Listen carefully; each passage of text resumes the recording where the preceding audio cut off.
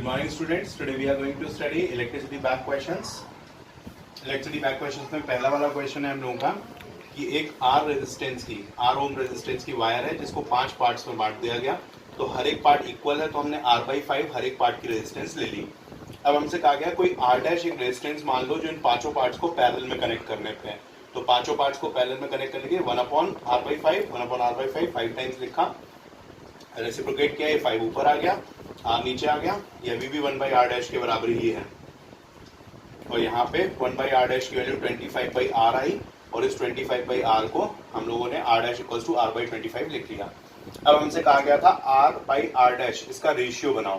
तो R/R dash का ratio 25/1 यानी 25 रेशियो आया। तो डी ऑप्शन हमारा सिर्फ 25 दिया है, तो 25:1 को 25 ही बोला जाता है। तो D option is the correct answer for the solution 1।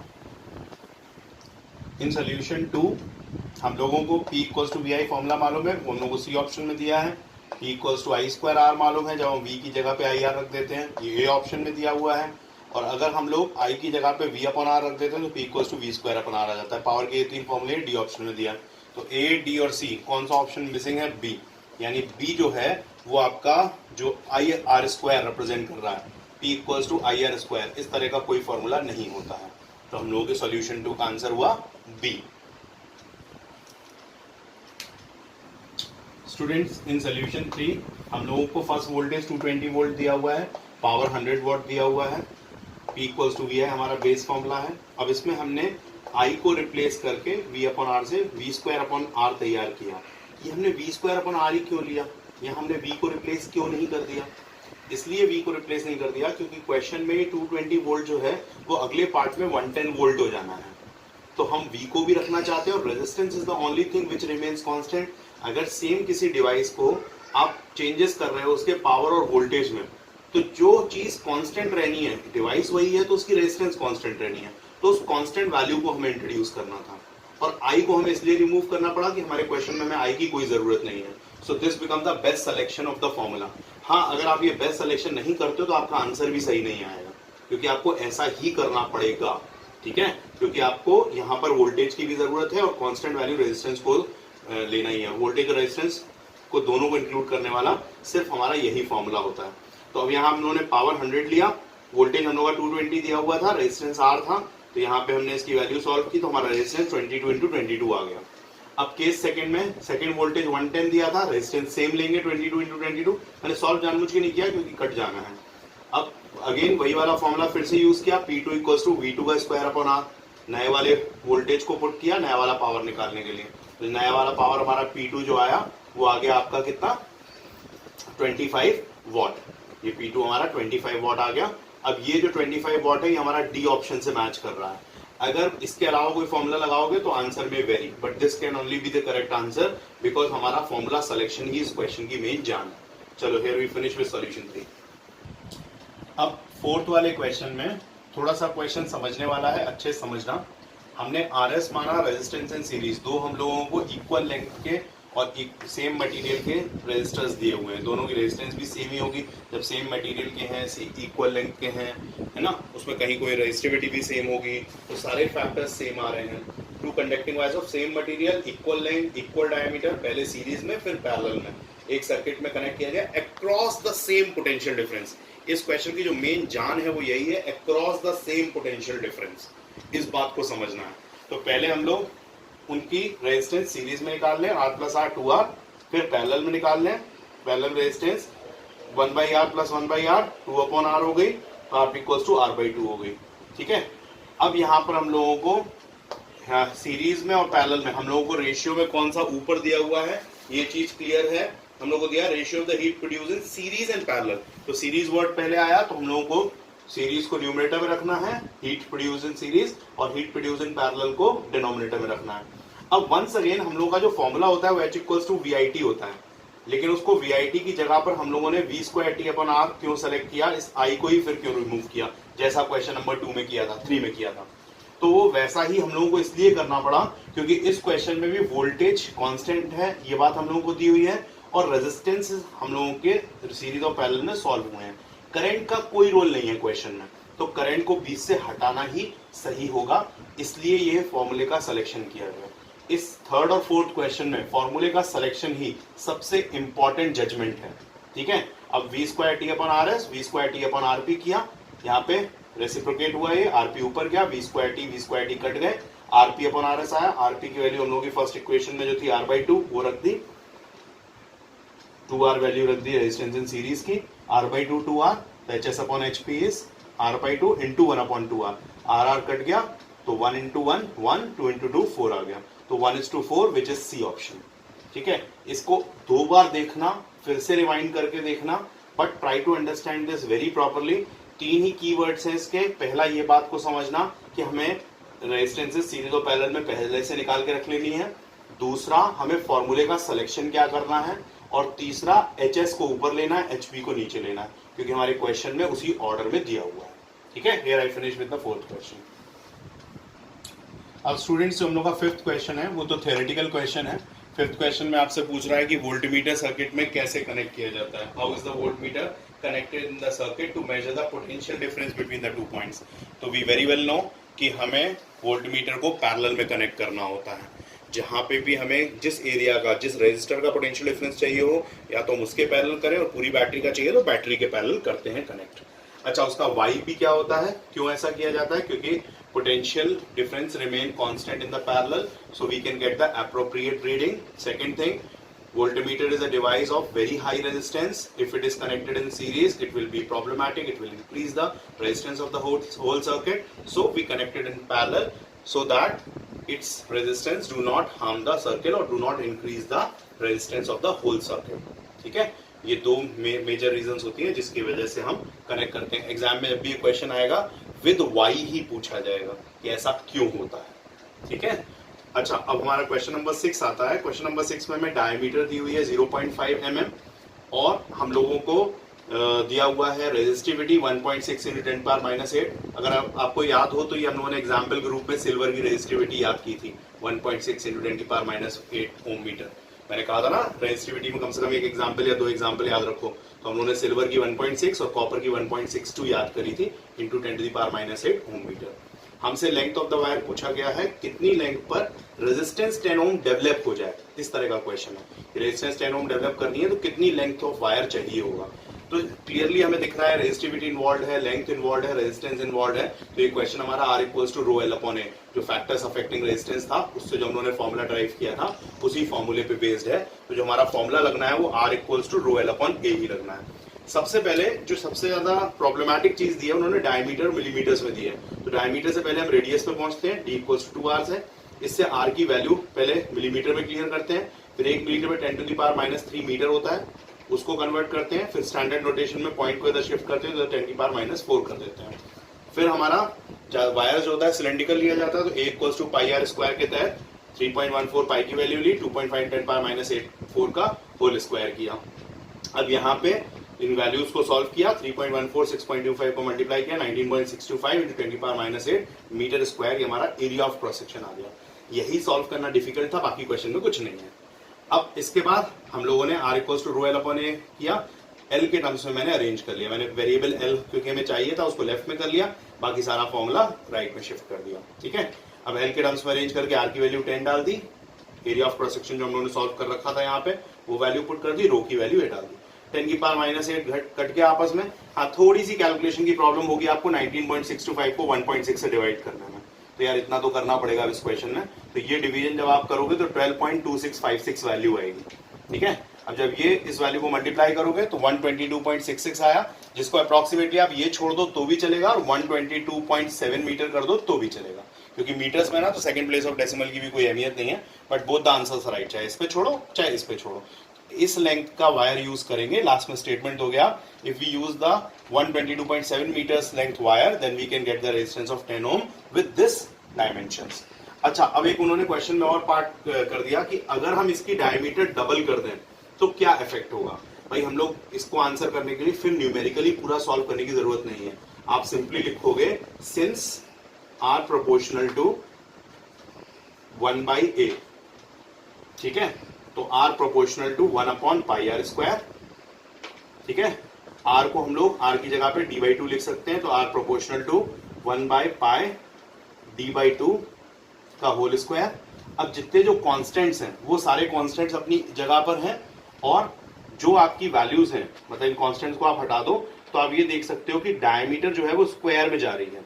ये 2 भी कांस्टेंट है, पाई भी कांस्टेंट है। तो अगर हम सारे कांस्टेंट्स को रिमूव कर दें तो r प्रोपोर्शनल टू 1/d² हमें मिल जाएगा, क्योंकि हम लोग प्रोपोर्शनैलिटी में सारे कांस्टेंट्स को दूर हटा दें कोई फर्क नहीं पड़ता, राइट।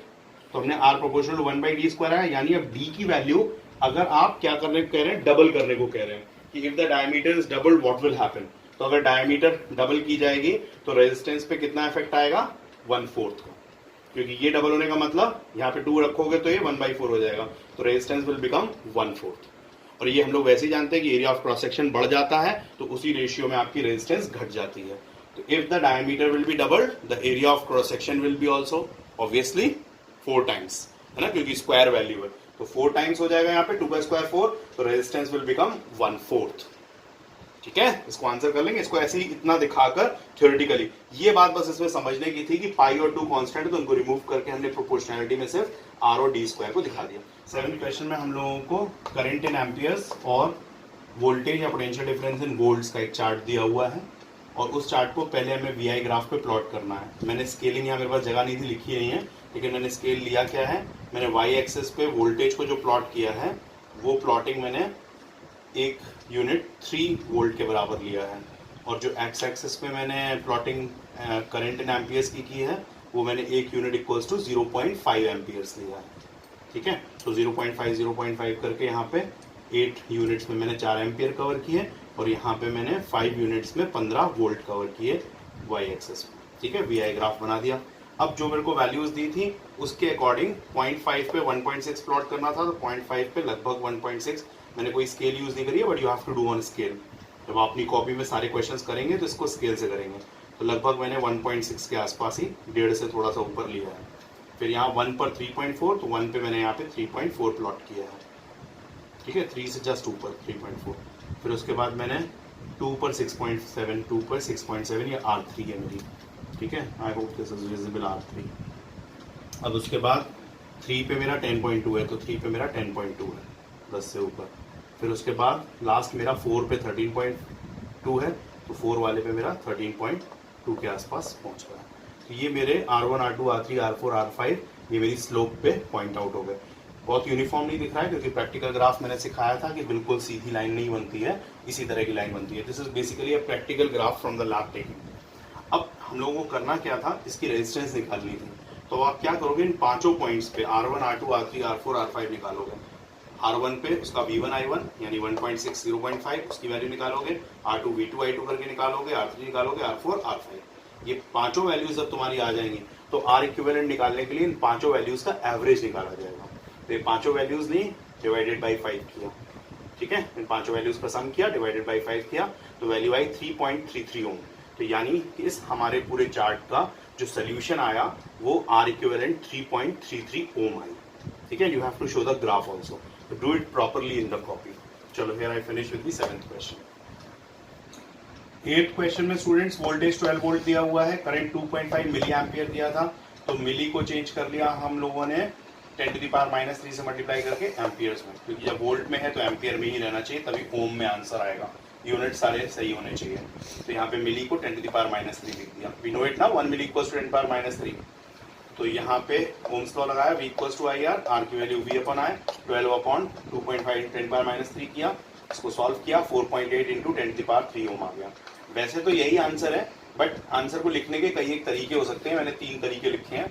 यही वाला सेम 4.8 इंटू 10⁻³ ओम, अगर इसी 10⁻³ क्योंकि बहुत छोटा एक्सपोनेंट है, तो इसको अगर इसमें मल्टीप्लाई कर दें तो एक जीरो तो इस पॉइंट को हटाने में चला गया 48, और 2 जीरो और लग गए, 4800 ओम भी लिखा जा सकता है। बहुत बड़ी वैल्यू नहीं है जो हम लोग 10 की पावर में दिखाएं। अच्छा, एक तरीका और होता है 10⁻³ इज कॉल्ड किलो, क्योंकि उन्होंने मिली में दिया था तो हम भी अपनी स्मार्टनेस दिखा सकते हैं, हम भी किलो में आंसर छोड़ सकते हैं। तो 4.8 किलो ओम में भी हम आंसर छोड़ सकते हैं। These are the 3 ways of leaving answer. Here I finish with the question 8. 9th question में वोल्टेज 9 वोल्ट दिया हुआ है, हमें रेजिस्टर्स ओम में दिए हैं 0.2, 0.3, 0.4, 0.5 और 12 ओम के। ये सारे के सारे सीरीज में हैं।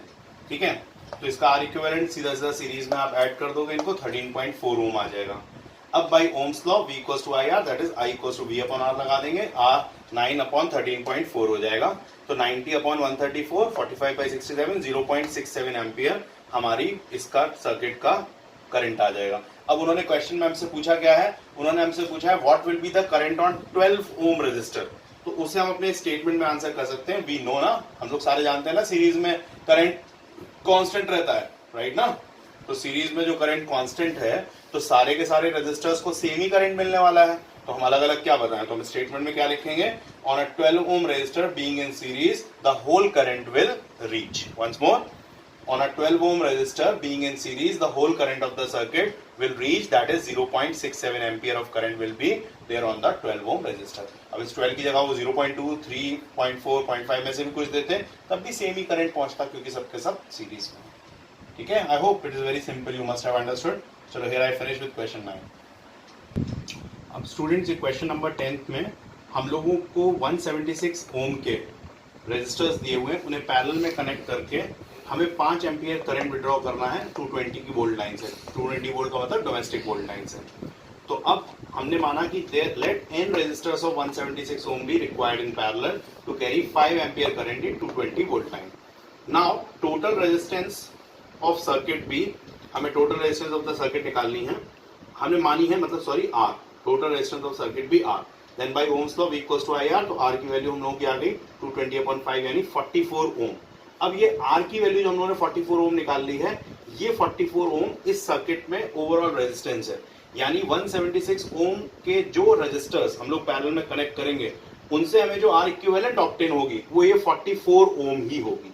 तो हमें करना क्या है, हम इस 1/44 equals to 1/176 plus 1/176 plus 1/176 dash dash dash n times कर लें, क्योंकि n रेजिस्टर्स 176 ओम के लगकर हमें जो इस पूरे सर्किट की रेजिस्टेंस देंगे वो देंगे तो 44 ही ना, करंट हमारे पास 5 एम्पियर है ही, 220 की वोल्ट लाइन है ही, तो इन दोनों के कॉम्बिनेशन से जो रेजिस्टेंस जनरेट होनी है वो इतनी ही होनी है। अब ये रेजिस्टेंस जनरेट किसके थ्रू हो रही है, 176 ओम के n रेजिस्टर्स लगाने से, तो हमें इस n की वैल्यू ही निकालना हमारे क्वेश्चन का टारगेट है कि कितने 176 ओम के रेजिस्टर्स लगाए जाएं। तो अब हम इस टोटल रेजिस्टेंस को यूज करके 1/176 को n टाइम्स लिखेंगे और उस n की वैल्यू सॉल्व कर लेंगे, ठीक है। अभी बताता हूं कैसे करेंगे, पहले इतनी बात समझ में आनी चाहिए कि 5 एम्पियर का करंट है, 220 की वोल्टेज है, तो टोटल रेजिस्टेंस 44 ओम होगी, और यही 44 ओम हमें इस 176 ओम के n रेजिस्टर्स से ऑब्टेन करवानी है, ठीक है। अब हम लोगों का जो R इक्विवेलेंट था वो 44 ओम आया था, अब इस 44 ओम को मैंने R इक्विवेलेंट के रूप में ले लिया। अब n रेजिस्टर्स ऑफ 176 ओम में पैरेलल में कनेक्ट करने हैं, तो हमारा पैरेलल में R इक्विवेलेंट के साथ रिलेट करने का सेम रेजिस्टर्स को 1/R plus 1/R plus 1/R dash dash dash कहाँ तक, n तक रहेगा, यानी n रेजिस्टर्स कनेक्ट करने हैं। तो यहाँ R इक्विवेलेंट को 1/44 कर लिया, R की वैल्यू 176 दी हुई है, ये n टाइम्स हुआ। अब 1 plus 1 plus 1 plus n times होता जाए तो उसकी सम करके वैल्यू भी n ही आएगी ना, तो 1/44 इक्वल्स टू n/176 हो गया। ये बात समझ में आई ना कि n/176 कैसे हो गया, ये n इसलिए हो गया क्योंकि 1/176 1/176 1/176 कितनी बार जोड़ रहे हो, n टाइम्स जोड़ रहे हो, तो 1 plus 1 plus 1 plus n times जोड़ते जाओगे तो उसका सम n ही तो आएगा, तो यहाँ पे n/176 हो गया। अब यहाँ पे इसको क्रॉस मल्टीप्लाई कर दिया, 176 into 1 और n into 44, तो इससे n की वैल्यू निकाल ली 4। तो स्टेटमेंट लास्ट में क्या दोगे, hence 4 resistors of 176 ohm can be connected to obtain total resistance 44 ohm, that is 5 ampere of current at 220 volt line, ठीक है। एज पर द क्वेश्चन अपना स्टेटमेंट आंसर स्टेटमेंट के रूप में दे दोगे।